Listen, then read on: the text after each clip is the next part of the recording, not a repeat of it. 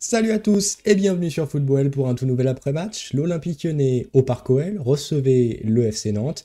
L'Olympique Lyonnais s'est imposé 3-2 contre les Canaries. C'est un match qui n'avait pas trop d'enjeux puisque l'OL est déjà éliminé en Coupe d'Europe, mais c'est pas pour autant qu'on va pas le débriefer. Ce débrief de OL FC Nantes, c'est maintenant.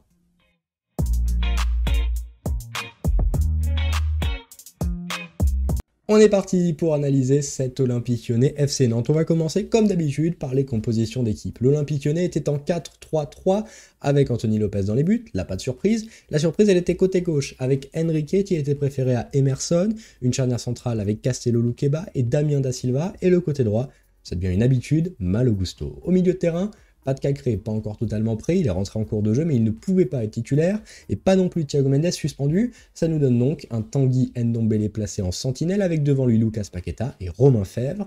Le trio d'attaque du classique, Toko à gauche, à droite Tété et en pointe le capitaine Moussa Dembélé.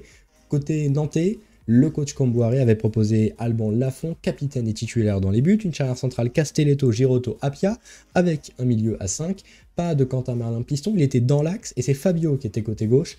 L'axe était donc avec Merlin, avec Willian Cyprien et avec Ludovic Blas, le côté droit, en tant que piston, Marcus Coco, le duo d'attaque, avec Moses Simon et avec Randall Kolo Muani. Alors que s'est-il passé dans cette rencontre? Eh bien l'Olympique Lyonnais a marqué le premier but, a marqué assez rapidement. Un centre de Tété, une tête mal renvoyée, un ballon mal renvoyé de la part de Castelletto, et un Moussa Dembélé qui vient jouer un duel de la tête avec Alban Lafont, qu'il réussit à battre. L'Olympique Lyonnais mène 1-0 dès la 8e minute de jeu. Et bien sûr, quand on est l'Olympique Lyonnais qu'on mène 1-0, qu'est-ce qu'on fait? On peut prendre un but dans les 3 prochaines minutes, mais ça arrivera pour le deuxième but. Non, juste on arrête de jouer, évidemment. L'Olympique Lyonnais s'arrête de jouer, l'Olympique Lyonnais recule petit à petit, l'Olympique Lyonnais encaisse des occasions franches. On a, dès la 40e minute de jeu, on fait une grosse ellipse dans le temps, une magnifique contre-attaque avec un Kolo Muani qui lance en profondeur Ludovic Blas. Heureusement qu'Anthony Lopez est présent pour arrêter la tentative de Ludovic Blas. 2 minutes plus tard, seulement 2 minutes, 42e minute de jeu, une perte de balle de Tanguy Ndombele dans la surface lyonnaise, et encore une fois, un Ludovic Blas qui se retrouve encore une fois face à un Anthony Lopez, et encore une fois, le Portugais prend le dessus sur le joueur français. Heureusement qu'Anthony Lopez est là, sans lui, l'OL ne repartirait pas au vestiaire avec cet avantage de 1-0. L'Olympique Lyonnais a donc de la chance il en faudra également lorsque l'Olympique Lyonnais verra Florent Battal, l'arbitre de ce match, siffler faute de la part de Moses Simon alors qu'il vient d'éliminer Damien Da Silva et se présente quasiment seul au but face à Anthony Lopez. De la chance, il en faudra aussi au Nogon lorsque Malo Gusto est encore une fois très limite sur Koulibaly. Il accroche le pied de l'attaquant nantais et un penalty aurait vraiment pu être sifflé. L'Olympique Lyonnais aura quand même un petit peu de chance parce qu'il ne prendra pas ces deux occasions et parce qu'il n'aura pas de penalty contre lui ce soir. Par contre, l'Olympique Lyonnais va être capable de mettre le deuxième but. Et oui, l'OL fait le break. Et ça ne sera pas à la 68e. 68e, c'est une belle récupération d'un Cacré rentré en cours de jeu, qui a fait une très bonne performance, qui lance Toko Ekambi, qui centre, et là il y a une très belle tête de la part de Tété. Malheureusement, cette tête, elle finit sur la transversale. On m'a dit d'ailleurs qu'elle tremblait encore, cette transversale. Malheureusement, ce ne sera pas maintenant que Tété marquera son deuxième but, mais il le marquera un peu plus tard dans la soirée. 78e minute de jeu, et bien Cacré, encore une fois, fait une belle récupération, une belle percée au milieu, trouve Tété, qui cette fois-ci est à la passe pour un magnifique but de Lucas Paqueta, qui termine d'un extérieur du pied. 78e minute de jeu, mesdames, messieurs, l'OL mène 2-0. 2-0, on se dit ça y est, l'OL va faire une belle victoire à domicile. Mais non, c'est trop connaître l'Olympique Lyonnais. On parlait tout à l'heure en début de ce débrief, qu'est-ce qu'on fait quand l'Olympique Lyonnais marque un but?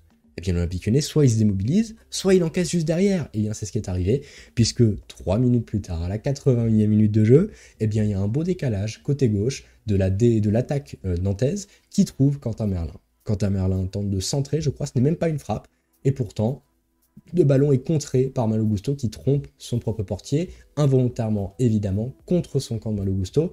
On parlera des performances individuelles juste après. L'OL répondra assez vite, 85e minute de jeu, avec un très beau centre, après un débordement de Barcola, rentré lui aussi en cours de jeu, qui tente de centrer pour un autre joueur rentré en cours de jeu, c'est Oussem Aouar. Malheureusement, Aouar veut mettre le pied du pied droit. Bon, il sera totalement en vrai et le ballon arrive au second poteau, mais on s'en fiche, parce qu'il est ATT et parce que l'Olympique Lyonnais met le troisième but. 3-1. Et encore une fois, on se dit, bah ça y est, l'OL a à nouveau mis 2 buts d'avance. On est tranquille, pourquoi on s'inquiète? C'est vraiment que vous n'avez pas suivi la saison de l'Olympique Lyonnais, si vous vous inquiétez pas, mesdames, messieurs, parce que 92e minute de jeu, un corner, Le ballon est mal renvoyé, enfin l'intervention de Barcola est ratée, contre favorable pour Cyprien, qui frappe et qui marque. 3-2, ce sera le score final. 3-2, ce sera le score qui permettra à l'Olympique Lyonnais de s'imposer. Il y a cette statistique intéressante, quand TT marque, c'est toujours le 3e but de l'OL, et c'est toujours lorsque l'OL gagne 3-2. Assez drôle à dire, mais ça prouve également que l'Olympique Lyonnais a beaucoup encaissé.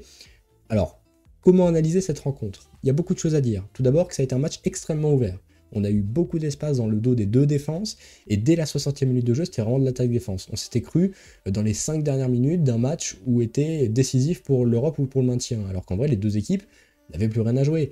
Nantes a déjà réussi sa saison avec la qualification en Coupe de France, Lyon est déjà certain d'une saison ratée sans Coupe d'Europe, et pourtant, c'était quand même un match extrêmement agréable à voir. On a vu beaucoup d'impact, mais très peu de cartons jaunes distribués par l'arbitre du match. Florent Bata a été très pédagogue là-dessus, il a fallu attendre du temps pour que le premier carton jaune arrive côté lyonnais. Et c'est vrai qu'au final, pour parler des performances individuelles, il y a quelques joueurs qui se détachent un petit peu de manière négative. Le premier, c'est Malo Gusto. Alors, il a fait beaucoup d'efforts offensivement, très généreux, ça n'a jamais été le problème avec lui, mais encore une fois, il a failli concéder un penalty, il est sur une frappe contrée, il fait un CSC. C'est vraiment dommage avec Malo, parce qu'on se dit, mais il a tout vraiment pour réussir, et en même temps il a seulement 18 ans, donc on va rester patient avec lui, mais il y a encore une fois ces erreurs-là qui peuvent coûter très très cher à l'Olympique Lyonnais.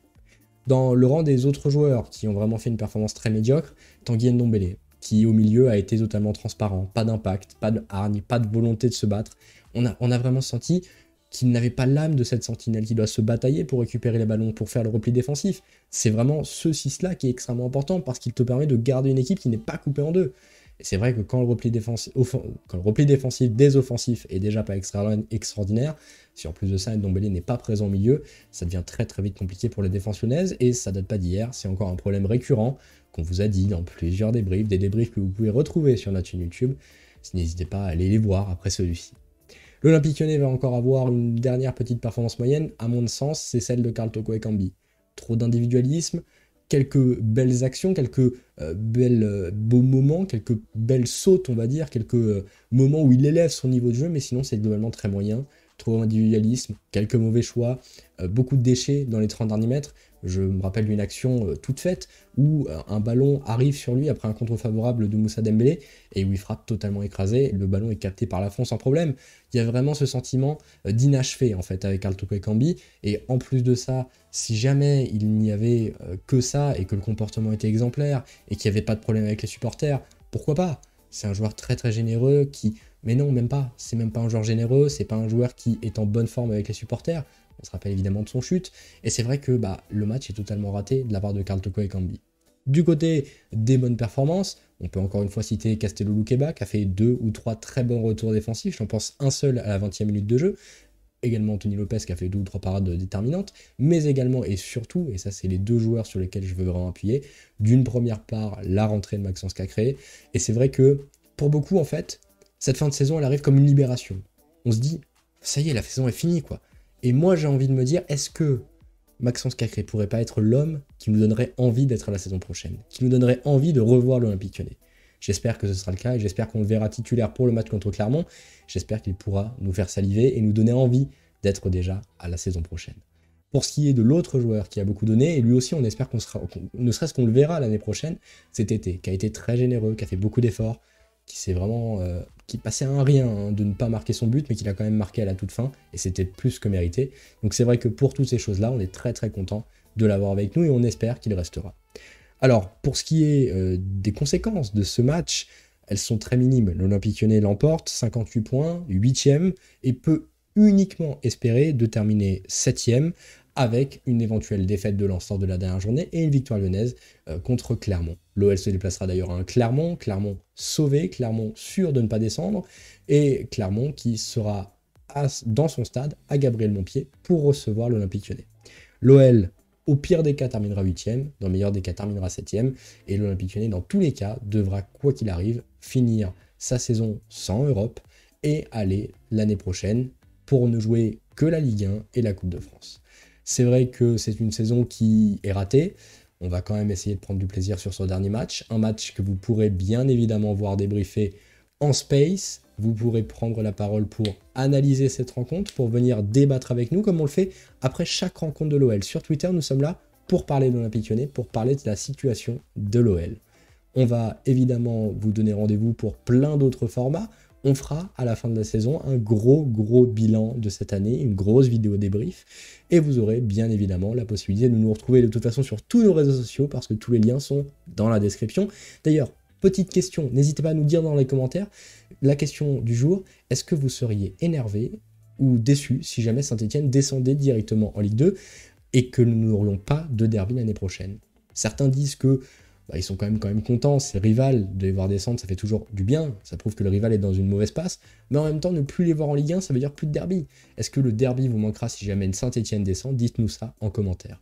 Ensuite, nous, on se donne rendez-vous pour une prochaine vidéo, car celle-ci touche à sa fin, on espère qu'elle vous a plu, si c'est le cas, n'hésitez pas à la commenter, à la partager, à laisser un like, et nous, on se laisse, comme d'habitude, sur ce même petit dicton qu'on fait à chaque fin de vidéo. Allez l'OL!